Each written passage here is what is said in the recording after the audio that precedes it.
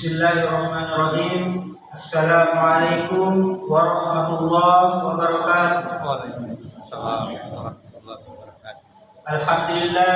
Alhamdulillahirabbil alamin. Assalatu wassalamu ala asrofil anbiya'i wal mursalin sayyidina Muhammadin wa ala alihi wa sahbihi ajma'in, amma ba'd.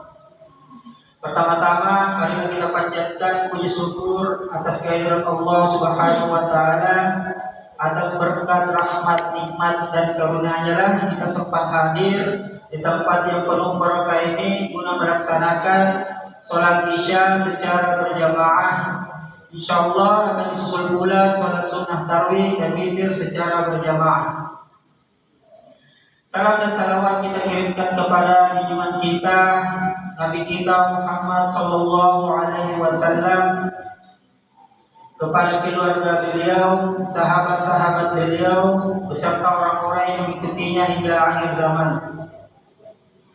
Jamaah yang dirahmati Allah Subhanahu wa taala, adapun kami panitia amal Ramadan Masjid Uwais Al-Qarni akan menyampaikan beberapa hal, yaitu saldo Masjid Uwais Al-Qarni pada malam kemarin sebesar 4.530.900 rupiah. Yang ulangi 4.530.900 rupiah. Adapun pemasukan isi kotak infak pada malam kemarin yaitu sebesar 250.000 rupiah. Isi kotak infak subuh yaitu sebesar 126.000 rupiah. Adapun pengeluaran transportasi mubalik yaitu sebesar 200.000 rupiah. Jadi total saldo pada malam hari ini yaitu sebesar 4.706.900 rupiah.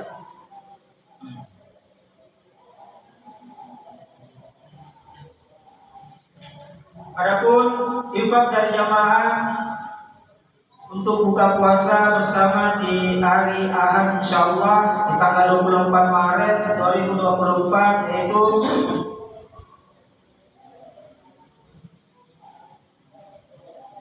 sumbangan dari Bapak Ardi itu sebesar 100.000 rupiah.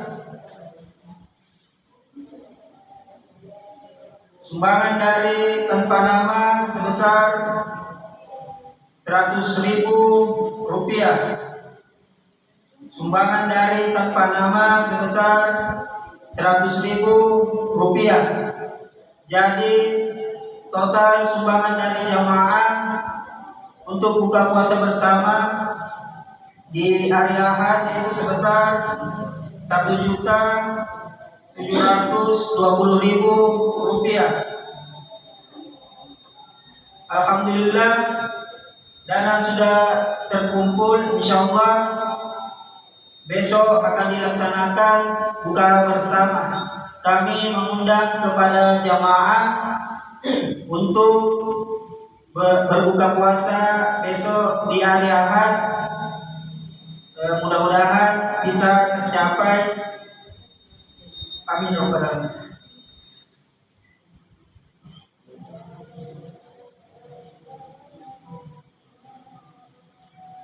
Adapun yang akan membawakan konsumsi buka puasa pada esok hari yaitu Haji Saihuddin, kedua keluarga Bapak Andi Alvin, yang ketiga keluarga Bapak Ramli, yang keempat keluarga Bapak Rizal.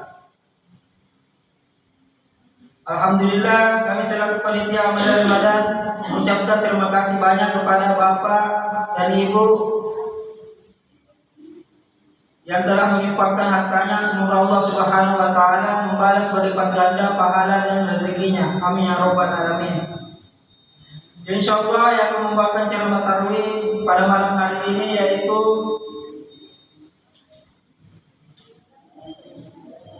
Ustaz Ridwan SPDI dengan judul Istiqomah dalam beribadah.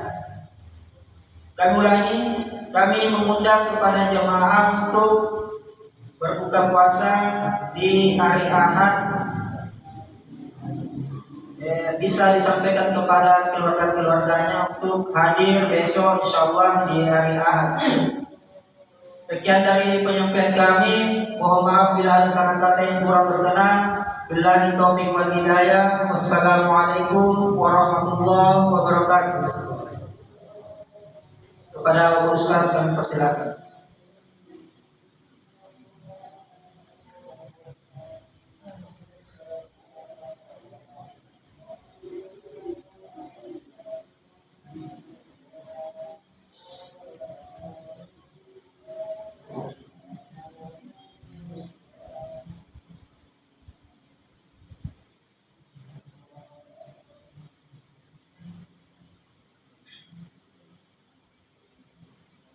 Bismillahirrahmanirrahim. Assalamualaikum warahmatullahi wabarakatuh. Waalaikumsalam. Alhamdulillah, salatu wassalam ala Rasulillah wa ala alihi wa sahbihi ajma'in. Amma ba'd. Rabbi ashrah li sadri wa yassir li amri wa hlul 'uqdatam min lisani yafqahu qawli. Hadirin jamaah yang kami muliakan, pertama-tama kami memohon izin kepada seluruh jamaah, khususnya para orang tua kami, untuk menyampaikan sedikit ilmu yang kami ketahui dalam rangka watawasau bil haq, saling nasihat menasihati dalam kebaikan dan tidak ada sedikit pun unsur untuk menggurui. Hadirin jamaah yang kami muliakan, pada malam hari ini kita merasakan begitu banyak nikmat Allah Subhanahu wa taala. Di malam yang ke-13 Ramadan, kita masih bisa menghadirkan diri kita di masjid ini. Ini adalah hidayah dan taufik Allah Subhanahu wa taala yang alhamdulillah masih kita rasakan, dan semoga terus bisa kita rasakan sampai dengan akhir Ramadan dan sampai kita meninggal dunia insyaallah. Dan itulah hakikat dari keistiqomahan jamaah sekalian.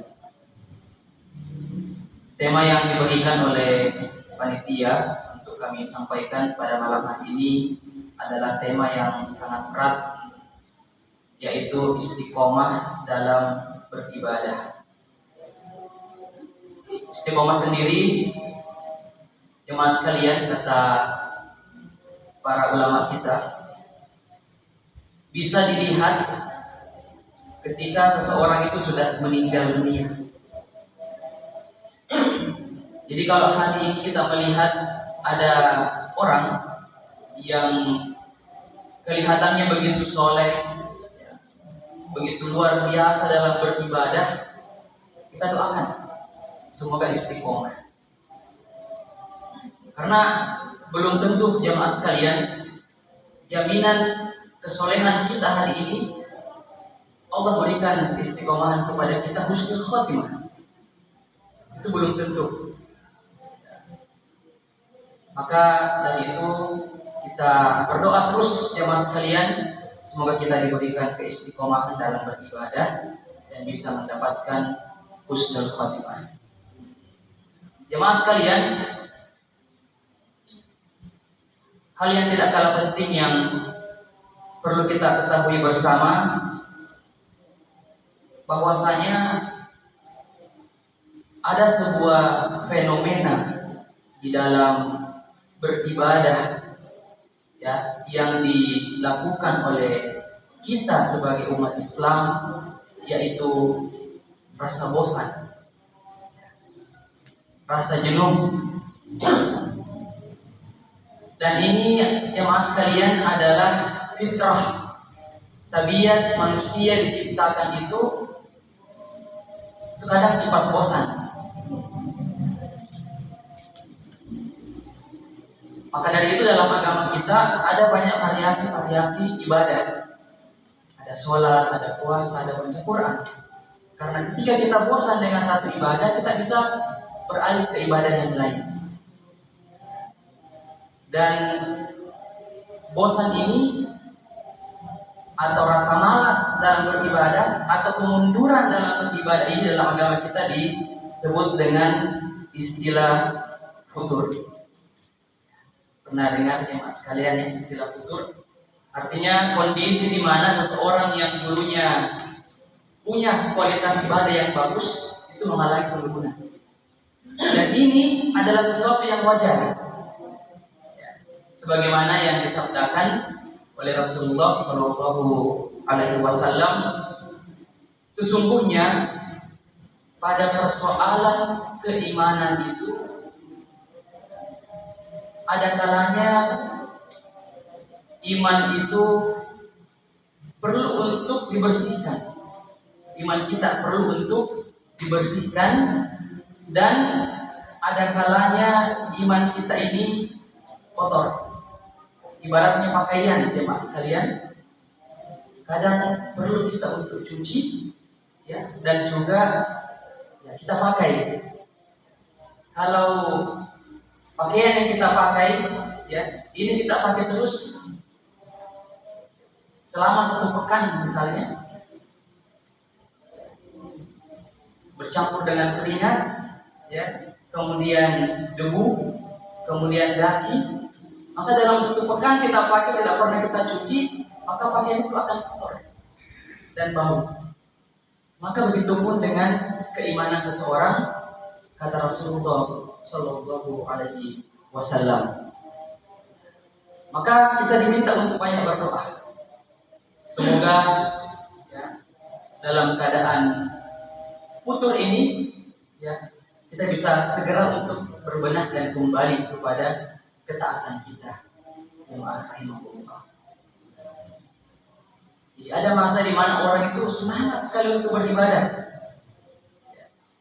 Tidak perlu terlalu jauh. Di bulan Ramadan ini, ya, di awal-awal Ramadan, kita bisa ukur-ukur diri kita. Bagaimana ibadah kita di awal Ramadan dengan sekarang. Kita bisa bandingkan jemaah sekalian. Kalau di awal Ramadan kita bisa membaca Al-Quran sampai berjuz-juz, kita bisa melaksanakan sholat duha, ya, istiqomah, sholat tarawih istiqomah, bersedekah, membawa buka puasa, berdoa, beristighfar, dan ibadah-ibadah yang lain. Maka sebetulnya itulah ya, ideal dari ibadah yang harusnya kita istiqomahkan di Ramadan ini, bahkan terus kita tingkatkan sampai dengan akhir Ramadan. Nah, kalau hari ini ternyata ada penurunan, berarti kita sedang mengalami kondisi futur. Nah, futur ini juga bertingkat-tingkat ya mas sekalian. Ya. Futur yang pertama adalah futur dalam melakukan hal-hal yang sifatnya sunnah, yang sudah sering kita istiqomahkan. Ya. Orang yang sering puasa sunnah, sering Kamis, kemudian sering sholat malam, ya, sering zikir pagi petang, ya. Lalu kemudian tiba-tiba dia berhenti dengan itu semua. Nah, maka ini futur dari hal-hal yang disunnahkan. Yang kedua, ada orang futur ya, karena mungkin saking capeknya, saking bosannya beribadah, ya, dia akhirnya bermaksiat. Alhamdulillah. Dan yang paling parah jemaah sekalian adalah kondisi futur di mana seseorang sudah meninggalkan kewajibannya dengan sengaja, lalu dibarengi dengan kemaksiatan, bahkan dia berbuat syirik. Kita berlindung, semoga hal tersebut tidak menimpa kita. Maka dari itu kita perlu mengetahui hal-hal apa saja yang harus kita lakukan ketika kondisi futur ini menyerang. Karena dia adalah sesuatu yang wajar, sesuatu yang pasti kita akan kena semua. Kondisi futur ini. Nah, jemaah sekalian, yang pertama adalah memperbanyak doa. Memperbanyak doa kepada Allah Subhanahu wa taala. Sebagaimana dalam Al-Qur'an Allah ajarkan kepada kita sebuah doa dalam surah Al-Imran ayat 8. Ya. Rabbana la tuzigh qulubana ba'da idh hadaitana wa hab lana min ladunka rahmah innaka antal wahhab. Kita berdoa, ya Tuhanku, janganlah Engkau palingkan hatiku ini setelah condong kepada kebenaran, ya. Jangan condongkan hati saya kepada kesesatan setelah Engkau condongkan hati hamba kepada kebenaran. Kita memohon kepada rahmat Allah Subhanahu wa taala karena Allah adalah Maha Pemberi rahmat jemaah sekalian. Jadi kita meminta doa untuk diberikan keistiqomahan. Dan jemaah sekalian, kalau kita baca dalam sebuah hadis, ya, istri Rasulullah, ya, Ummu Salamah, itu pernah ditanya oleh salah seorang sahabat, wahai Ummul Mukminin, doa apa yang paling sering dibaca oleh Nabi? Maka Ummu Salamah mengatakan, istri Nabi, ya muqallibul qulub, tsabbit qalbi ala dinik. Jadi Ummu Salamah mengatakan bahwa doa yang paling sering dibaca Nabi ketika bersama saya adalah, wahai zat yang membolak-balikkan hati, tetapkanlah hatiku di atas Islam, di atas agama.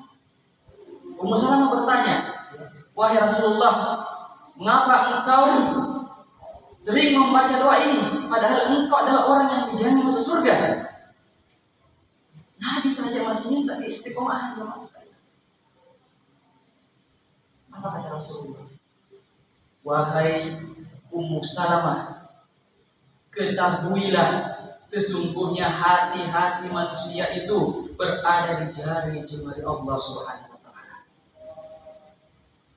Kalau Allah ingin seorang hamba itu istiqomah, maka mudah.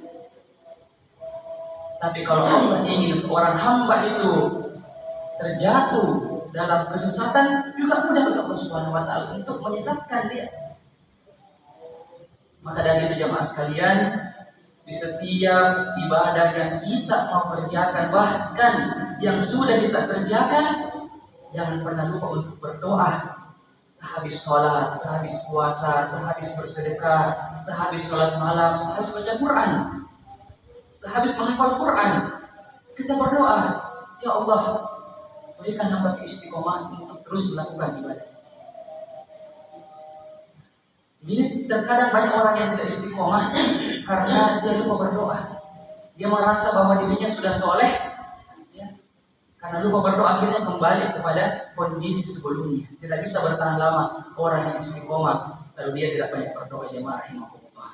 Karena Rasul saja, Nabi saja yang sudah jelas-jelas dijamin masuk surga, yang punya dosanya, doa ini yang masih sering beliau baca. Ini menunjukkan kekhawatiran dari seorang Nabi yang sudah dijamin masuk surga. Bagaimana lagi dengan kita? Jadi yang pertama jemaah sekalian, mari memperbanyak doa, semoga Allah berikan keistiqomahan kepada kita. Kemudian yang kedua jemaah sekalian, kami muliakan, tips yang kedua agar kita istiqomah dalam beribadah ialah senantiasa merutinkan istighfar. senantiasa banyak mohon ampun jemaah sekalian atas dosa-dosa yang kita lakukan. Sebagaimana dalam Al-Quran Allah berfirman,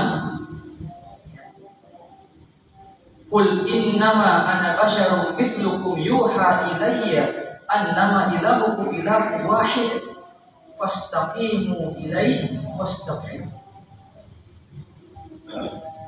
Allah mengatakan, wahai Muhammad, katakanlah sesungguhnya engkau ini adalah manusia biasa seperti kalian yang menyeru untuk beribadah menyembah Tuhan yang sama, Allah Subhanahu wa taala, maka istiqomalah dalam beribadah, istiqomah dalam menyembah Allah Subhanahu wa taala. Fastaqimu wastaghfiru, dan beristighfarlah. Ulama kita mengatakan, kenapa perintah ibadah, perintah istiqomah, perintah istighfar, istiqomah dengan istighfar Allah tempatkan di satu ayat yang sama. Karena istiqomahan ini sangat erat kaitannya dengan istighfar.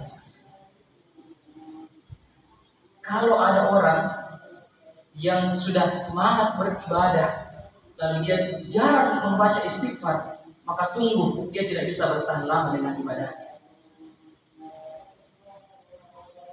Jemaah sekalian, kalau kita perhatikan sholat-sholat yang kita kerjakan, setelah kita mengucapkan salam, apa yang pertama kita baca? Istighfar. Astagfirullah, astagfirullah, astagfirullah. Hikmahnya apa? Ya.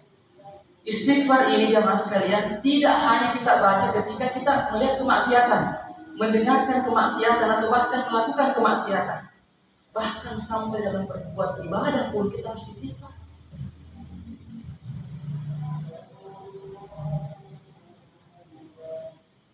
Karena dengan istighfar inilah jemaah sekalian kita bisa istiqomah.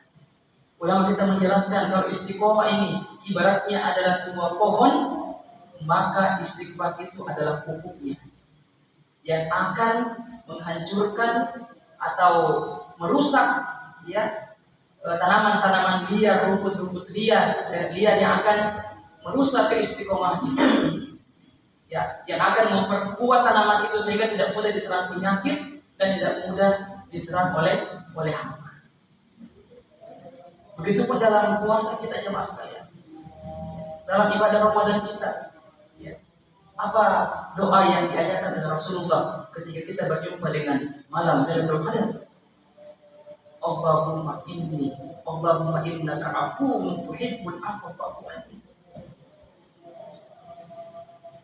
Kenapa bukan doa yang lain yang diajarkan kepada kita ketika berjumpa dengan Ramadan? Kenapa harus meminta maaf? Ya Rabb, sesungguhnya Engkau adalah pemaaf dan suka ketika kita meminta maaf kepada, maka maafkanlah. Ini menunjukkan jemaah sekalian bahwasanya istighfar, permohonan ampun itu sangat erat kaitannya dengan keistiqomahan seseorang dan keberhasilan seseorang di dalam istiqomah beribadah di bulan Ramadan dan sampai dia meninggal dunia. Jemaah sekalian, karena waktu kita sangat terbatas, kami kira cukup dua saja tipsnya yang bisa kami sampaikan. Yang pertama, memperbanyak doa agar kita diberikan istiqomahan, dan yang kedua memperbanyak istighfar, dan semoga kita menjadi hamba-hamba yang mendapatkan keistiqomahan sampai kita meninggal dunia. Amin ya rabbal alamin. Demikian apa yang bisa kami sampaikan, semoga bermanfaat. Subhanallah wa bihamdihi. Wassalamualaikum warahmatullahi wabarakatuh.